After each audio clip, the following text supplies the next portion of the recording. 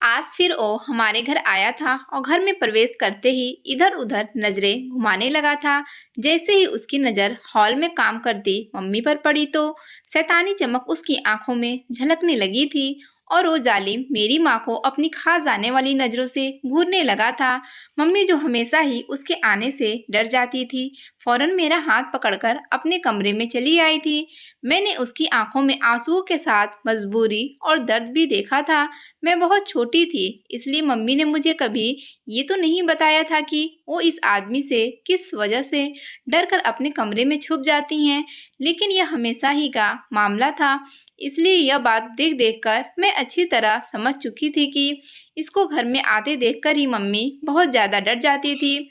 मेरी माँ एक विधवा औरत थी और जब भी मेरी बुआ अपने पति के साथ घर आती तो मम्मी सहम कर अपने कमरे में आ जाती थी।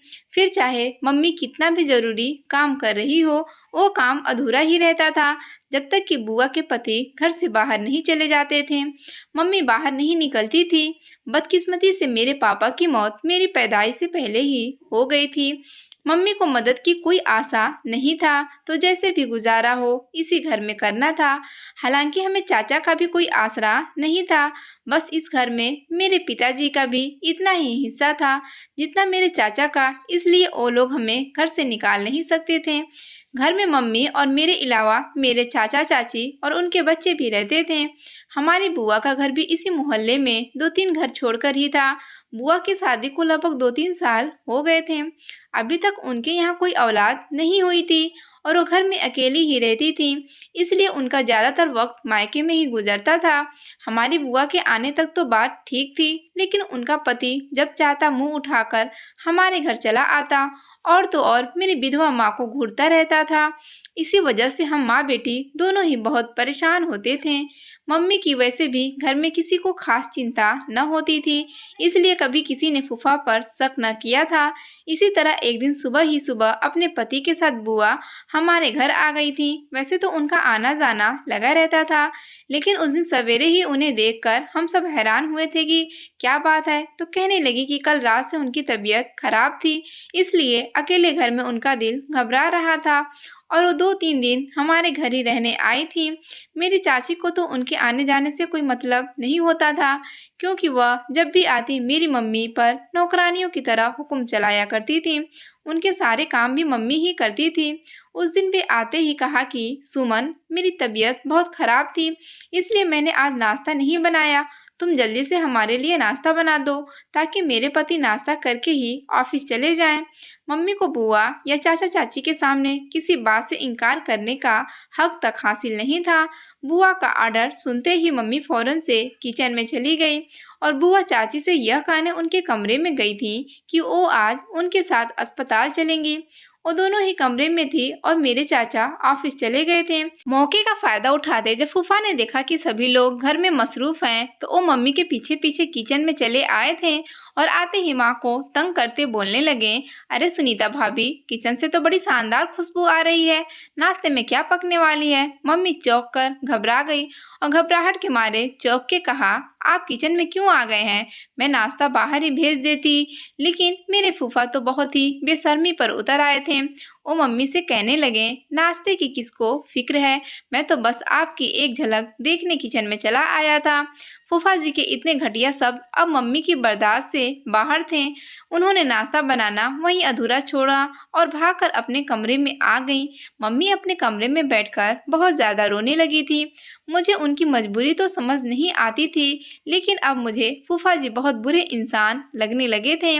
मेरी माँ बहुत ही खूबसूरत, विधवा और मजबूर औरत थी, लेकिन फिर भी उन्हें अपनी इज्जत बहुत ज्यादा प्यारी थी। वो बहुत शरीफ औरत थी, लेकिन मजबूरियों ने उन्हें इस कदर घेर लिया था कि वो अपने बचाव में एक शब्द तक नहीं बोल सकती थी। फूफा ने जब देखा कि मम्मी उनकी वजह से नाश्ता आधा पका हुआ छोड़कर कमरे में चली गई हैं, तो उन्हें डर लगा कि कहीं मम्मी उनकी बीवी से शिकायत न कर दे और उनका मक्कार चेहरा सबके सामने न आ जाए। इसलिए उन्होंने चालाकी करते हुए मम्मी से किसी का सवाल पूछने से पहले ही जाकर अपनी बीवी यानी कि मेरी बुआ से शिकायत लगाई कि तुम्हारी बड़ी भाभी ने मेरी बहुत बेइज्जती की है। जब मैंने उसे 1 कप चाय बनाने को कहा तो वो मुझे बहुत सारी बातें सुनाकर अपने कमरे में चली गई और तो और यह कह रही थी कि हर रोज ही तुम्हारी बीवी और तुम हमारे घर आ जाते हो, बेशर्मी की भी कोई हद होती है। और फूफा बुआ पर चिल्लाते हुए यह कहने लगे कि आज के बाद मैं तुम्हारे मायके में एक घूंट पानी तक नहीं पीऊंगा। इतनी बेइज्जती मैं बर्दाश्त नहीं कर सकता। मैं भूखे पेटी ऑफिस चला जाता हूँ। तुम्हारी जब मर्जी हो वापस घर आ जाना। फूफा ने अपनी हकीकत सामने आने से पहले ही अपने बचाव में मम्मी के खिलाफ इतना कुछ बोल दिया था कि सब लोग ही उन्हें सच्चा इंसान समझ रहे थे। मम्मी अपने कमरे में ही बैठी थी जब बुआ गुस्सा करती और चिल्लाती हुई वहां आ पहुंची थी और मम्मी पर बहुत गुस्सा कर रही थी कि क्या तुमने मेरे पति को नाश्ता देने से इनकार क्यों किया? मेरे पति बिना कुछ खाए ही ऑफिस चले गए। बुआ ने मम्मी को कोने में पड़ा झाड़ू उठाकर 2-3 बार जोर से मारा। मम्मी चीखने चिल्लाने लगी। यह सारा शोर सुनकर जब चाची दौड़ती हुई हमारे कमरे में आई तो बुआ उनके गले लगकर दहाड़े मार मार कर रोने लगी और चाची से शिकायत करने लगी कि सुनीता ने मेरी और मेरे पति की बेइज्जती की है, यहाँ तक कि हमें खाना देने से इनकार कर दिया है। चाची जो खुद भी बुआ को ज्यादा पसंद नहीं करती थी, फिर भी मम्मी पर चिल्लाने लगी कि तुमने हमारी ननद के साथ ऐसा सलूक किया। वो अच्छी तरह जानती थी कि बुआ चाचा की चहेती हैं और जब चाचा तक यह सारी बात पहुंचेगी तो वह भी गुस्सा होंगे, इसलिए सभी लोग मम्मी पर चीखें चिल्लाए जा रहे थे। चाची ने फौरन फोन उठाया और सारी बात बताई। चाचा काम में बहुत ज्यादा बिजी होने की वजह से कहा कि शाम को आकर इस मामले को देखता हूँ। मम्मी जो फूफा की वजह से पहले से परेशान थी, अब शाम में होने वाले बवाल पर बहुत परेशान हो चुकी थी, क्योंकि उनकी तरफ से बोलने वाला कोई नहीं था। चाची और बुआ दोनों एकजुट होकर मम्मी के खिलाफ बैठ गई थी। हम माँ बेटी ने पूरा दिन खाना तक नहीं खाया। भूखे पेट हम रोते बिलखते रहे। बुआ और चाची ने खाना बनाया। फूफा भी दोपहर में घर आ गए। सबने मिलकर खाना खाया। जिसने मम्मी के खिलाफ झूठ बोला वो हमारे ही घर में मजे से बैठकर खा पी रहा था और मम्मी के खिलाफ साजिशें बन रही थी। शाम हुई तो जैसे ही चाचा घर पहुंचे, बुआ ने रो रो कर उनसे माँ की शिकायतें लगाना शुरू कर दी। चाचा ने चीखते और दहाड़ते हुए मम्मी को आवाज दी। मम्मी जो चाचा की आवाज सुनकर पहले ही कांप उठी थी, दौड़ती हुई आकर उनके सामने खड़ी हो गई। चाचा ने मम्मी से पूछा कि तुम्हारी हिम्मत कैसे हुई हमारे घर के दामाद को इस तरह खाने और नाश्ते के लिए जवाब देने की? तुम हमारे टुकड़ों पर पलने वाली औरत मेरी बहन के पति की इतनी बेइज्जती कैसे कर सकती हो? मम्मी ने अपनी सफाई में सिर्फ इतना बोला था कि अरुण भाई, माधुरी के पति ने हमेशा मुझ पर बुरी नजर रखते हैं और बातें भी ऐसी करते हैं कि मुझे उनसे दूरी बनाना पड़ता है। मम्मी का इतना बोलना ही था कि बुआ ने आगे बढ़कर मम्मी के बाल खींचकर उनसे लड़ाई करनी शुरू कर दी। बोली, तुम्हारी हिम्मत कैसे हुई मेरे पति के बारे में इतना घटिया इल्जाम लगाते हुए? इतने में आगे बढ़कर मेरी चाची ने भी इस जगह में अपना हिस्सा डाला। उसे तो जैसे मौका मिल गया था मम्मी से जान छुड़वाने का। वैसे भी उन्हें बहुत पहले से हम माँ बेटी की खाए जाने वाली 2 रोटियां बहुत भारी लगने लगी थी। चाची ने कहा, मैं तो कहती हूँ अभी इसे इस घर से निकाल देना चाहिए। यह बिना किसी हक के यहाँ रह रही है, ऊपर से घर वालों पर तरह तरह के इल्जाम लगाती है। आज माधुरी के पति के बारे में जो इसने कहा है, कल को अरुण के लिए कहेगी या फिर मुझ पर भी इल्जाम लगा सकती है। फिर जमाने वाले तो इसे ही मजबूर समझेंगे और इसकी बातों को यकीन करेंगे। आने वाले वक्त में अपनी बहुत ज्यादा बेइज्जती करवाने से बेहतर है कि अभी से जान छुड़ा लिया जाए। चाची के इस बात पर सभी लोग सहमत हुए थे और चाचा ने हाथ जोड़ते हुए गुस्से में माँ से कहा था कि मुझे जितना बन सका इतने सालों तक मैंने तुम्हारा पेट भरा, अब मेहरबानी कर से घर से निकल जाओ, तुम्हारा हम पर कोई हक नहीं बनता। मम्मी में भी अब कुछ बोलने और सहने की हिम्मत नहीं थी, इसलिए वह चुपचाप अपने कमरे में आई। मेरे और अपने कपड़े एक पोटली में बांधे। हमारे पास इसके अलावा कोई सामान नहीं था। मम्मी ने कपड़ों की पोटली सर पर उठाई, मेरा हाथ पकड़ा और हम माँ बेटी हमेशा हमेशा के लिए घर से निकल गए। रास्ते पर हम दोनों के आंसू रुकने का नाम नहीं ले रहे थे। मम्मी ने तो सोचा था कि पापा के साथ ब्याहने के बाद उनका घर से अर्थी ही निकलेगा, लेकिन अफसोस कि जिंदगी ने पापा का साथ ना दिया और जमाने ने मम्मी का साथ ना दिया। दोनों ही कुदरत के फैसले के आगे मजबूर थे। मम्मी का तो मायके का तो कोई नहीं था, क्योंकि उनके माँ बाप भी बहुत साल पहले गुजर चुके थे। रिश्तेदारों के नाम पर उनकी एक बहन थी, जिनके घर हम दोनों ने जाना बेहतर समझा। हमारे पास रिक्शा या बस के किराए के पैसे तक नहीं थे, इसलिए इतनी दूर तक हम दोनों पैदल चले आए। भूखे प्यासे हम दोनों बहुत निढाल हो चुके थे। मेरी मौसी भी कोई अमीर औरत नहीं थी और उनके पति टीबी के मरीज थे, जो घर में पड़े हर वक्त खांसते रहते थे। और मौसी दो चार घरों का काम करके अपने बच्चों का और अपने पति का पेट पाल रही थी। मौसी जो उसी वक्त थकी हारी शायद काम से लौटी थी, वे वक्त मेहमान देखकर उनका भी मुंह उतर गया। आखिर वो भी गरीब थी। सूखी बासी रोटी जो काम वालों के घर से लाई थी, उसमें से उन्होंने हमें भी हिस्सा दिया और सब ने वही खाई थी। खाने के बाद मौसी ने मम्मी से हाल अहवाल पूछा तो मम्मी ने रोते हुए उन्हें सारी बात बता दी, जो सुनकर मौसी को भी बहुत अफसोस हुआ। पहले तो उन्हें तसल्ली थी कि दुख है, फिर भी दो वक्त की रोटी तो बहन को मिल रही थी। अब तो मम्मी के हालत के लिए मौसी को भी फिक्र होने लगी थी कि खाने के साथ उनके सिर से छत भी छीन गई थी। मौसी की तो अपनी एक झोपड़ी ही थी, जिसमें भी उनका पति किसी को बोलने तक नहीं देता था कि उसकी नींद खराब होती थी। अभी शाम के 6 बजे थे कि मौसी के बीमार पति ने गाली गलौज शुरू कर दी कि आवाज बंद करो, मुझे नींद आ रही है। वो ऐसे ही दवाइयों के जरिए ऐसे ही सारा दिन सोता रहता था, और जब आधी रात को जागता तो खास खास कर सबकी नींद हराम कर देता था। जब हम अपने घर में थे तो कम से कम अपने कमरे में सुकून की नींद तो सोते थे, लेकिन मौसी के घर आकर तो उसकी झोपड़ी में उसके बीमार पति की खांसी सुनकर पूरी रात नहीं सो पाए थे। सुबह सवेरे ही मौसी जागते ही काम वाले के घरों में चली गई थी, और मम्मी और मुझे मौसी के घर में बिल्कुल भी अच्छा महसूस नहीं हो रहा था। लेकिन हम इतने मजबूर थे कि इसके अलावा हमारे पास कोई ठिकाना तक नहीं था। कुछ दिन यूं ही मौसी के घर बड़ी मुश्किलों के साथ गुजरे थे। फिर मम्मी ने भी मौसी से कहकर एक जगह काम पकड़ा था, और वो मैडम बड़ी ही अच्छी थी। मम्मी ने मिन्नतें करके उनके घर में सर्वेंट क्वार्टर में एक कमरा भी रहने के लिए ले लिया था। वो लोग ज्यादातर किसी को अपने घर में रखते तो नहीं थे, लेकिन मम्मी की मजबूरी और तंग हालत देखकर मालकिन को दया आ गया था। मालकिन के घर में उनके पति और बच्चे भी रहते थे। मालकिन एक डॉक्टर थी और उनके पति भी उनके साथ ही डॉक्टर थे, इसलिए ज्यादातर उनका वक्त भी क्लिनिक पर गुजरता था। अब मम्मी ही उनके बच्चों को नाश्ता करवाती, स्कूल भेजती, और जब वो स्कूल से वापस आ जाते तो उनके खाने पीने और आराम का ख्याल रखती थी। मालकिन का सबसे बड़ा बेटा मुझसे उम्र में बड़ा था। बाकी दोनों बच्चे मुझसे छोटे थे, जो मेरे साथ पूरा दिन खेलते रहते थे। मालकिन मम्मी के काम से बहुत खुश थी। हमें यहाँ पर खाना पीना और इज्जत इतनी अच्छी मिली थी कि अब हमारे दिलों से पिछले दुखों का गम फीका पड़ने लगा था। कभी कभार मौसी से भी मिलना जुलना होता रहता था। जिंदगी यूं ही अपनी डगर पर चलने लगी थी। हमें यहाँ रहते और काम करते 4 साल का अरसा गुजर गया। मैं जो 10 साल की यहाँ आई थी, 14 साल की उम्र को पहुंच चुकी थी। मम्मी के साथ साथ मैं भी अब घर के बहुत सारे काम करवाया करती थी। मेरी मालकिन के बच्चे भी कुछ बड़े हो गए थे। उनका बड़ा बेटा घर में नहीं रहता था, उन्होंने उसे बाहर पढ़ने के लिए भेज दिया था। चंद रोज से मैंने महसूस किया था कि मेरी माँ को भी मौसी के पति की तरह रात में बहुत खांसी आती थी। मुझे माँ की बहुत फिक्र होने लगी थी। मेरी मालकिन क्योंकि खुद एक डॉक्टर थी, इसलिए मैंने उन्हें मम्मी की हालत का बताया। मम्मी दिन में तो ठीक ठाक रहती थी, इसलिए मालकिन को उनकी हालत का पता नहीं चला था, लेकिन रात को लेटते ही उनकी खांसी शुरू हो जाती थी। फिर मैंने मालकिन से माँ की दवाई लाने को कहा तो मालिक ने मम्मी की पूरी हालत सुनकर उन्हें अपने साथ क्लिनिक चलने का कहा था, जहाँ पर मम्मी के कुछ टेस्ट हुए और मम्मी को भी टीबी की बीमारी हुआ था। मेरे साथ साथ अब मम्मी की बीमारी को लेकर मालकिन भी बहुत परेशान होने लगी थी। उन्होंने मम्मी को अपने बच्चों से दूर रहने और सिर्फ सर्वेंट क्वार्टर में रहने का ही कहा था। फिर भी उन्होंने हमें अपने घर से नहीं निकाला था। मालकिन ने मम्मी का इलाज सरकारी खर्चे पर करवाना शुरू कर दिया था। दवाइयाँ शुरू होते ही मम्मी ने भी एक चारपाई ही पकड़ ली थी।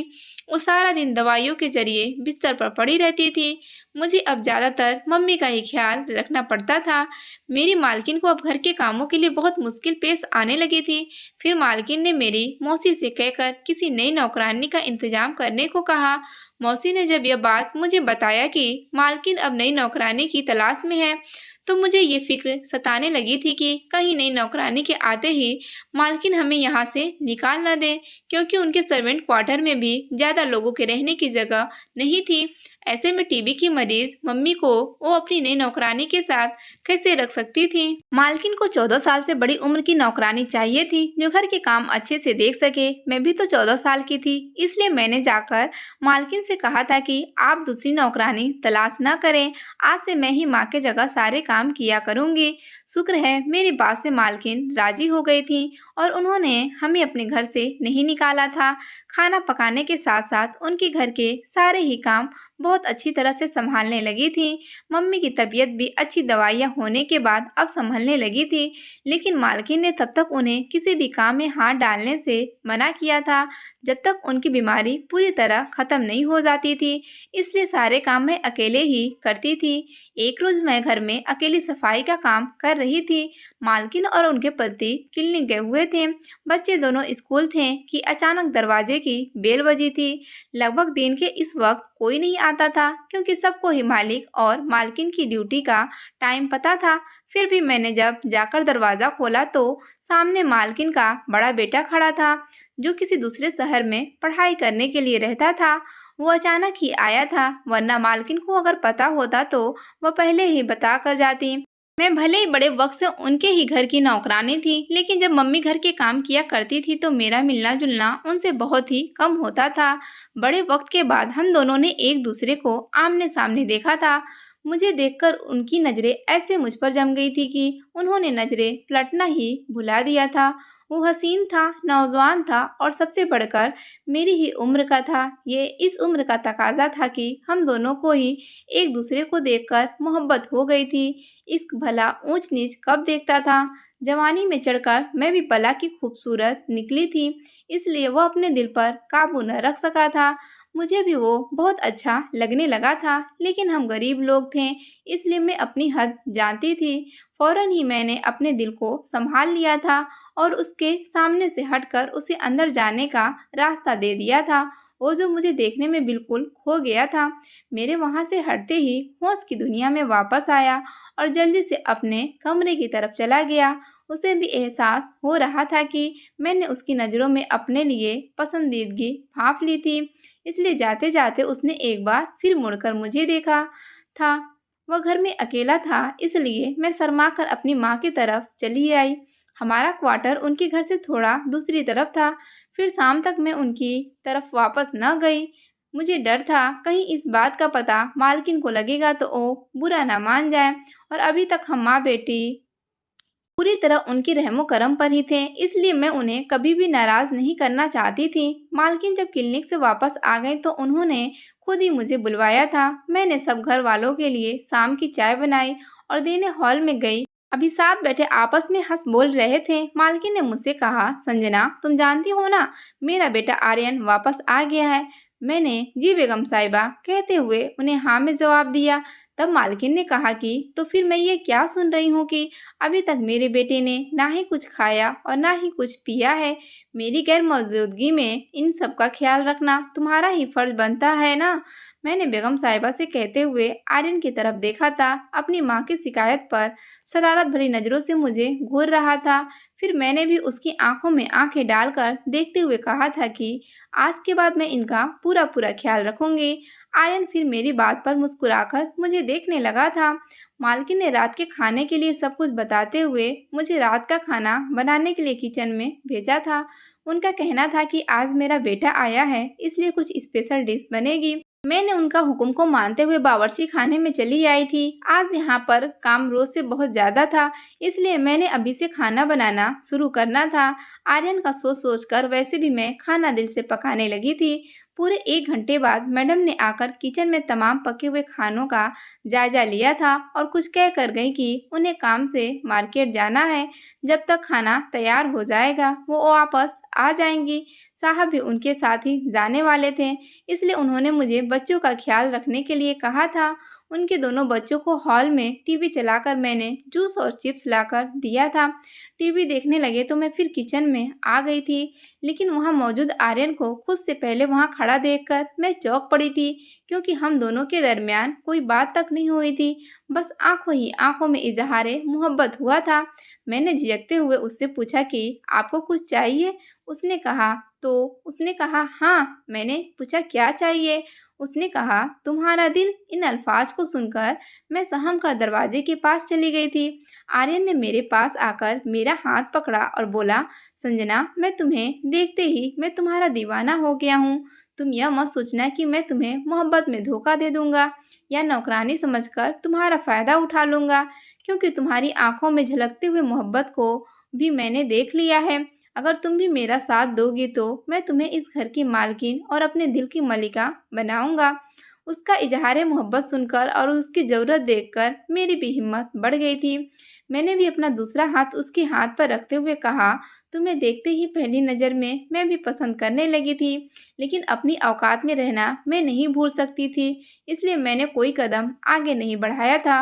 और मैं ये भी अच्छी तरह जानती हूँ कि आपके माँ-बाप को यह सब कुछ मेरी ही चाल लगेगी। अक्सर ऐसी चीज़ों का इल्ज़ाम गरीब पर ही आता है कि वो अपनी जगह बनाने के लिए ऐसा खेल खेलते हैं, लेकिन मोहब्बत पर भला किसका ज़ोर है? मोहब्बत कब अमीर और गरीब को देखकर होती है। वहीं किचन में खड़े-खड़े हम दोनों ने एक दूसरे को अपने दिल का हाल बता दिया और आर्यन ने मुझे यकीन दिलाया था कि इस मोहब्बत का अंजाम शादी पर ही होगा। मुझे उसकी बातों पर यकीन आ गया था। फिर मैं उससे उसकी पसंद और नापसंद पूछने लगी थी। उसकी पसंद के मुताबिक ही मैंने सारा खाना पकाया था। वो काफ़ी देर तक मेरे साथ किचन में खड़ा रहा था और मैं काम करते साथ-साथ उसके साथ बातें भी करती रही थी। हम दोनों एक दूसरे के साथ इतने खुश थे जैसे सदियों की जान-पहचान हो। मोहब्बत का असर दोनों के दिल पर ही ज़ोर का हुआ था। बाहर गेट पर जब गाड़ी का हॉर्न बजा तो हम दोनों समझ गए कि मालकिन वापस आ गई होगी। कि मैंने आर्यन को वापस उसके कमरे में जाने को कहा, लेकिन वो मुझे चिढ़ाने के लिए वापस नहीं जा रहा था और मुझे डर लग रहा था कि कहीं मालकिन यह ना समझे कि मैं उनके बेटे को अपने पास बिठाकर उस पर कब्जा करना चाहती हूँ। आखिरकार सबके सामने तो यह बात आनी थी, लेकिन मैं जल्दबाजी में कोई खतरा मोल नहीं लेना चाहती थी। मेरी माँ बीमार थी और इन्हीं के रहमो करम पर पड़ी थी। ऐसे में उनका ये आसरा भी गंवाना नहीं चाहती थी। रात में सब लोगों ने मिलकर खाना खाया और मेरी खूब तारीफें हुई। अगले दिन जब आर्यन ने अपने माँ बाप को मेरे बारे में पसंदीदा का बताया तो मालकिन को बहुत बुरा लगा था। अपने बेटे को साफ इनकार करके वह सीधा हमारे ही क्वार्टर में आई थी, जहाँ पर मैं मम्मी को दवाई पिला रही थी।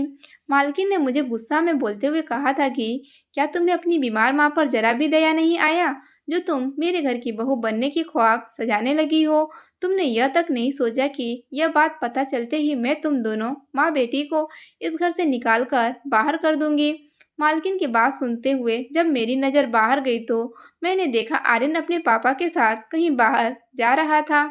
मालकिन हम दोनों को खरी खोटी सुनाने में मसरूफ थी और मम्मी हैरत भरी नजरों से मुझे देखने लगी थी। मम्मी ने मुझसे इस बात को पूछा तो मालकिन के सामने ही मैंने इकरार किया कि आर्यन और मैं एक दूसरे से मोहब्बत करने लगे हैं, लेकिन मालकिन को यह भी मैंने साफ साफ बताया कि शुरुआत उनके बेटे ने ही की थी। फिर भी मालकिन ने सारा इल्जाम मेरे सर पर लगाया कि तुमने मेरे बेटे को जलवे दिखाकर अपना दीवाना बनाया होगा।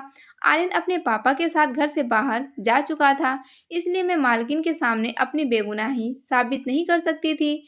अपनी सफाई में मैंने जितना कुछ भी कहा था, मालकिन और मेरी माँ ने मेरी एक नहीं मानी थी। फिर मालकिन ने हम दोनों को अपने घर से निकल जाने के लिए कहा। मैं जो कल तक आर्यन की बीवी बनने के ख्वाब सजा रही थी, आज अपनी सारी उम्मीदें टूटती हुई देखकर अपनी माँ को लेकर एक बार फिर मौसी के दर पर आ गई थी। मौसी के पति का 2 साल पहले देहांत हो गया था, इसलिए उनके घर में अब सुकून था। लेकिन मेरे दिल के अंदर चलता हुआ तूफान मुझे सुख का सांस नहीं लेने दे रहा था। हालांकि घर रहते हुए हमें 1 हफ्ता हो चुका था और मुझे मालकिन और आर्यन के घर की कोई खबर नहीं थी कि उनके दरमियान मुझे लेकर क्या बातें होती रही होंगी। ठीक 1 हफ्ते बाद मालकिन मेरी मौसी के घर आई थी। उनका चेहरा बहुत गमजदा था। उन्होंने अपनी हालत भी बहुत अजीब बनाई हुई थी। वो तो हमेशा सज धज कर रहने वाली औरत थी। और अब उन्होंने अपना हुलिया बिल्कुल खराब कर लिया था। मालकिन को इस हाल में देखकर मम्मी और मैं दौड़कर उनके पास आए थे और उनका हालचाल पूछा। लेकिन जिस बात का इजहार मालकिन ने किया वो सुनकर तो हमारे पैरों तले से जमीन ही खिसक गई थी। उन्होंने बताया कि उनके पति और आर्यन की गाड़ी का एक हफ्ते पहले उसी रोज जब उन्होंने हमें घर से निकाला था, बहुत खतरनाक एक्सीडेंट हुआ था, जिसमें उनके पति तो उसी रोज जान की बाजी हार गए थे और आर्यन अभी तक हॉस्पिटल में जिंदगी और मौत की जंग लड़ रहा था। आर्यन के बारे में ऐसी बात सुनकर मेरी जोरदार चीख निकली थी। मालकिन ने मेरे सामने हाथ जोड़कर कहा था कि आर्यन तुमसे मोहब्बत करता है, शायद तुम्हारी आवाज़ सुनकर वह होश की दुनिया में वापस आ जाए। मेरे साथ चलकर मेरे बेटे की जान बचा लो। मम्मी और मैं फौरन मालकिन के साथ अस्पताल चले गए थे और आर्यन को इस हाल में देखकर मेरा दिल फट रहा था। मैंने उससे पहले आवाज़ दी तो वो उसे सुनकर ही होश में आ गया था। सारे डॉक्टर ताज्जुब से मुझे देख रहे थे और उसने होश में आते ही अपनी माँ से हम दोनों की शादी के लिए राजी होने की गुजारिश की। मालकिन ने उसकी आंखों के सामने मुझे गले लगाकर वादा किया कि उनके घर की बहू मैं ही बनूंगी। इस बात पर हम सब बहुत खुश हुए थे और आर्यन के ठीक होते ही मालकिन मम्मी और मुझे वापस लेकर गई थी और हम उनके घर उन सब का हिस्सा बनकर रहने लगे थे। आपको अगर ये कहानी अच्छी लगी है तो इस वीडियो को लाइक कीजिए और इस तरह की अच्छी कहानियाँ सुनने के लिए हमारे चैनल को सब्सक्राइब कीजिए।